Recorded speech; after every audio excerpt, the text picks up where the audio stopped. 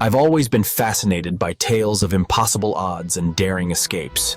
And today, imagine 10,000 Greek mercenaries, stranded deep in the heart of the Persian Empire, facing certain death.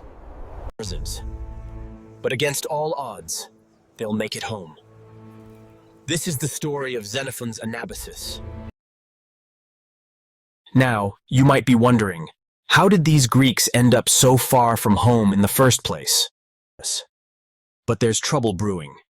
The great King Darius II has just died, and his son Artaxerxes II has taken the throne. Cyrus isn't content to sit back and accept his brother's rule. He starts gathering an army, and he has a secret weapon: Greek mercenaries. You see, the Greeks had a reputation as the best soldiers in the world. Cyrus figures with their help, he can't lose. But that's getting ahead of ourselves. Let's focus on these Greeks for a moment. Who were they, and why were they willing to fight for a Sanctions cold. The Peloponnesian War had just ended, leaving many skilled soldiers without a war to fight. And in the Enter Cyrus with his promises of adventure and riches. He doesn't tell them they're marching to overthrow the great king. Among these Greeks is a young man named Xenophon. He's not a soldier by trade, but a student of Socrates who's looking for some excitement.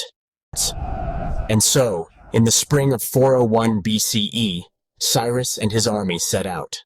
The Greeks, They march east, crossing rivers and mountains, through lands that become increasingly strange and foreign to the Greek soldiers.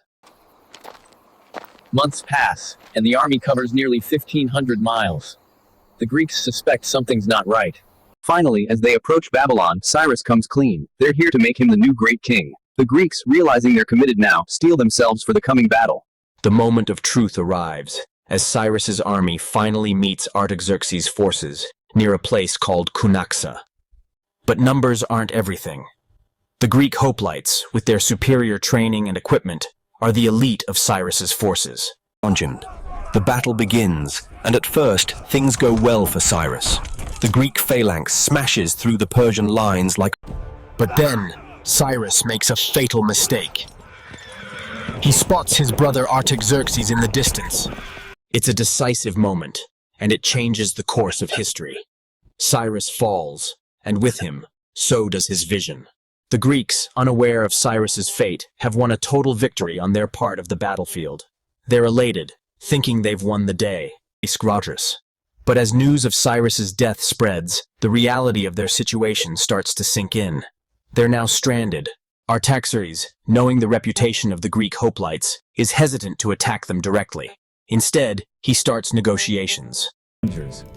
Some want to stay and support a different Persian noble.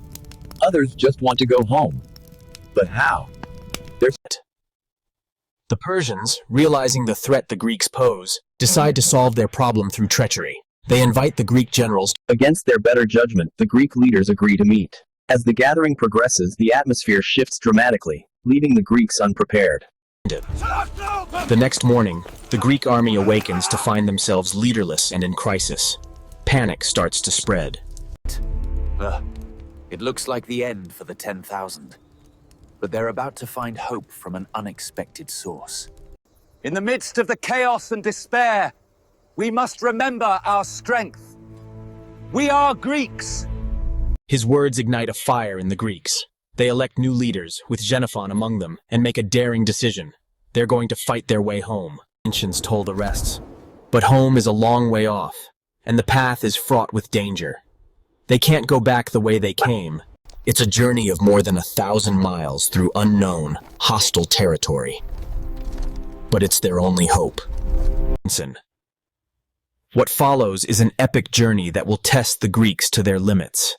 They face countless challenges. But the Greeks persist. Their discipline and adaptability serve them well. They fight when they must.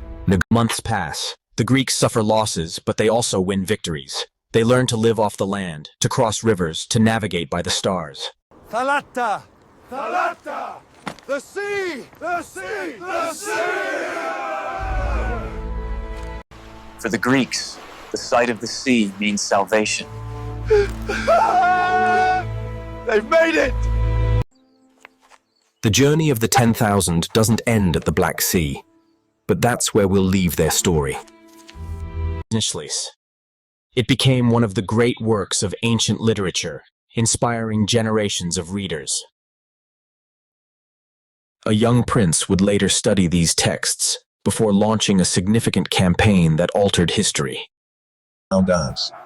The story of the 10,000 is more than just a tale of ancient warfare. It's a testament to human endurance, leadership. As we face our own challenges today, perhaps we can draw inspiration from these ancient Greeks who, their journey reminds us that even in our darkest moments, there's always a path forward, if we have the courage to take it.